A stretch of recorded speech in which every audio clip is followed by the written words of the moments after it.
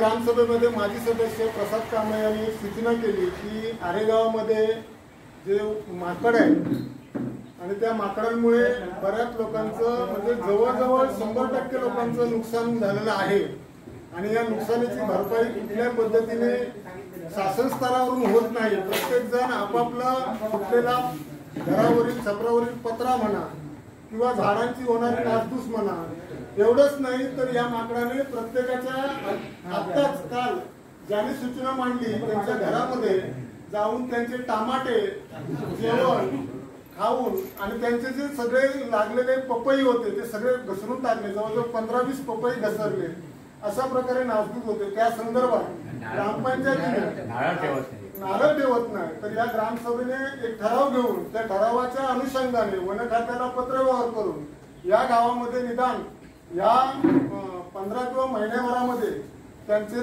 पिंजरे आणून लावून शक्यतो जेवढी शक्य होईल तेवढी माकडे पकडण्याचा प्रयत्न करावा।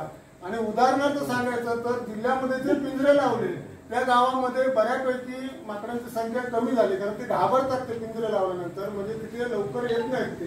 त्यामुळे त्यांच्या मार्फत जर झालं तर बरं होईल, कारण आपल्याला मारण्याची परवानगी नाही, त्यामुळे आपण काही करू शकत नाही। कळवल्यानंतर त्याने सांगितलं की तुम्हाला जे पिंजरे लावण्यासाठी आपलं गाव प्रतीक्षा यादीमध्ये आहे, लवकरात लवकर म्हणजे यापूर्वी आपण मागणी केलेली फॉरेस्टकडे, त्याने आता तातडीने पिंजरे देतो म्हणून सांगितलं, पण चतुर्थी नंतर ते आपण सांगितलं तर त्याने आपल्याला पिंजरे या ठिकाणी येतील याची सर्व विषय कांबळे साहेबांनी मांडला, ताबडतोब त्याला पर्याय आम्ही काढला, तर फॉरेस्टरशी चर्चा झाली फॉरेस्टर साहेबांची। नमस्कार, मी आर्य सरपंच। काल मीटिंग होती, त्याच्यात माकडांचा विषय होता।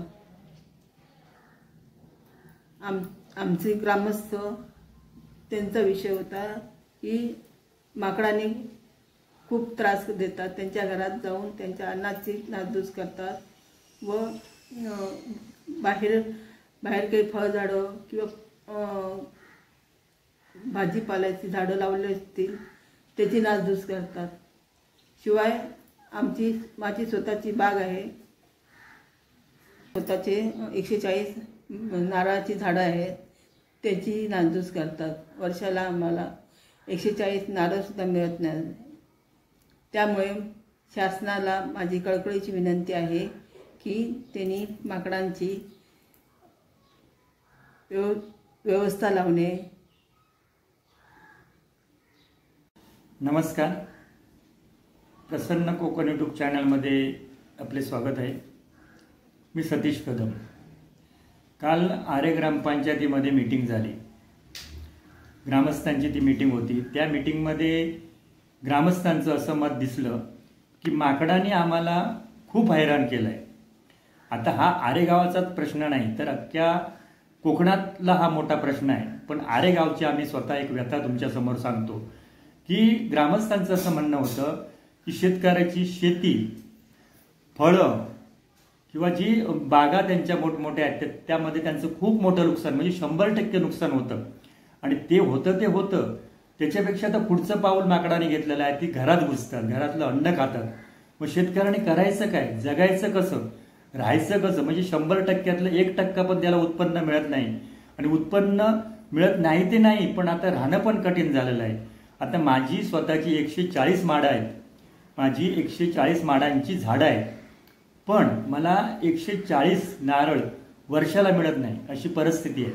आणि ही परिस्थिती प्रत्येक शेतकऱ्याची आहे, जो काय त्याची बागायत आहे त्या बागायतीतनं त्याला 100% नुकसान सोसावं लागतं।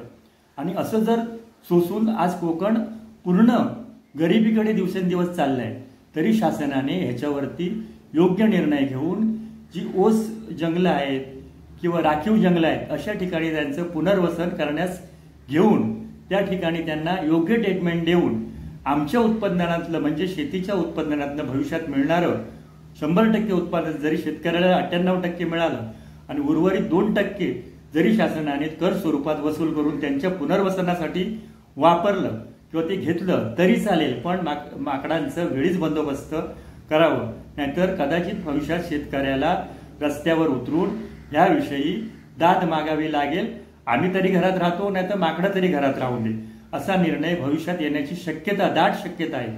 तरी शासनाने याचा वेळीच विचार करून शासनाने ह्यासाठी मार्ग वेळीच काढावा, अशी माझी एक विनंती आहे. आणि ही सर्व शेतकरी व कोकणवासियांची विनंती आहे किंवा असू शकते अशी इच्छा शेतकऱ्याची आहे. तरी ह्याच्यावर वेळीच बंदोबस्त करावा. धन्यवाद.